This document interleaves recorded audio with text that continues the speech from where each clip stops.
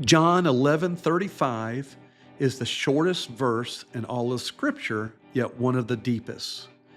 It's not Jesus taught, it's not Jesus commanded, it's not Jesus healed, but it's Jesus wept. This moment at Lazarus' tomb reveals the heart of God like a few passages in Scripture. In two words, we see the mystery of the incarnation, deity wrapped in humanity, God clothed in compassion, the high priest entering our grief.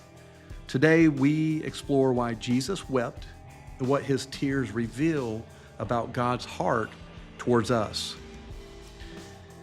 Jesus wept with us, his compassionate humanity. John uses a very intentional Greek word here for wept. It means a quiet, gentle shedding of tears, restrained, deeply felt emotion. This word distinguishes Jesus' tears from the loud wailing of the mourners. Jesus' tears were not theatrical, they were personal, intimate, quiet enough to tell us. He felt their pain from the inside. He entered their sorrow. In John 11:33, it says, he was deeply moved in spirit and troubled. The phrase deeply moved comes from the Greek, meaning an inner groaning, a deep emotional agitation, indignation mixed with grief, a strong emotional disturbance. Jesus wasn't simply sad, he felt the weight of all human suffering, the burden of a broken world pressing on his spirit. Jesus wept for us, his understanding, sympathy. This is where Hebrews 4:15-16 unlocks the meaning of his tears.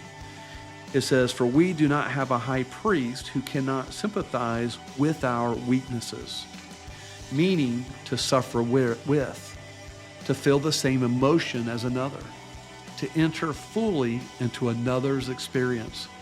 This is deeper than empathy. It is co-suffering.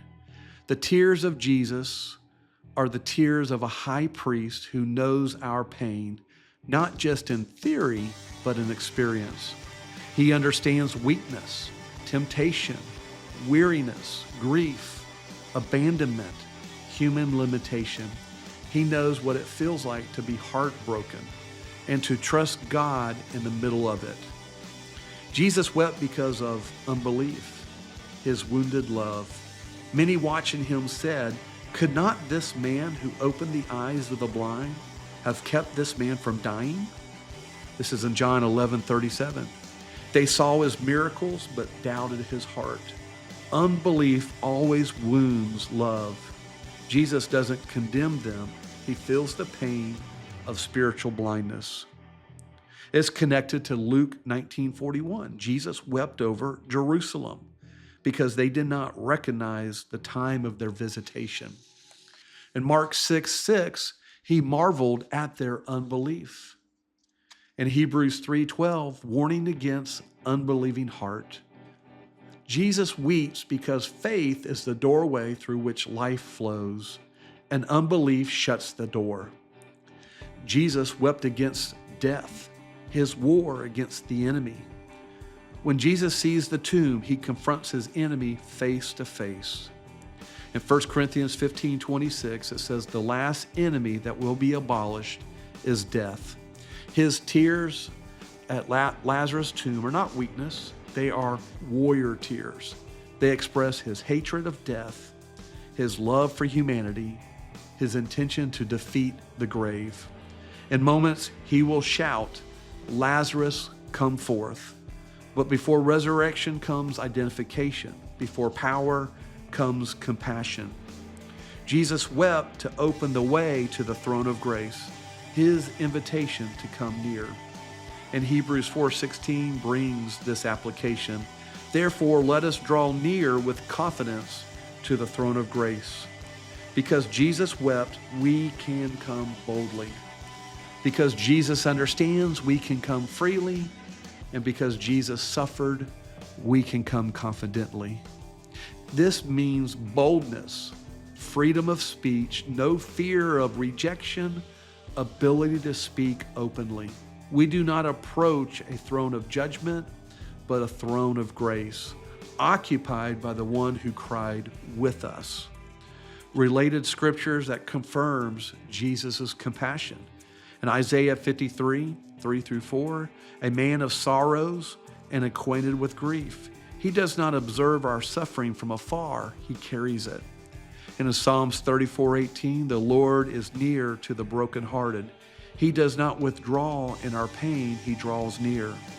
In Matthew 9:36, he was moved with compassion for them. That means to feel something in the deepest inward parts. In Romans 12:15, weep with those who weep.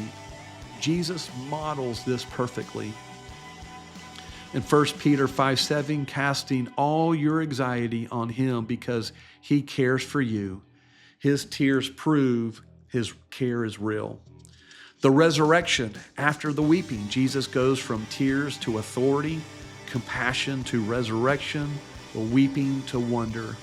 When he calls Lazarus out, he proves he is Lord over death. He is resurrection in person. His compassion leads to his power. Jesus' tears are not the end of the story. They are the doorway to victory.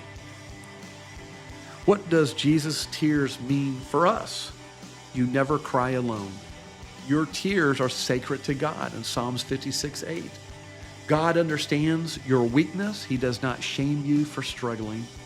You can come boldly to the throne of grace. Your pain is your invitation, not your barrier. God enters your suffering before he delivers you from it. Jesus weeps before he resurrects. The story will not end in death.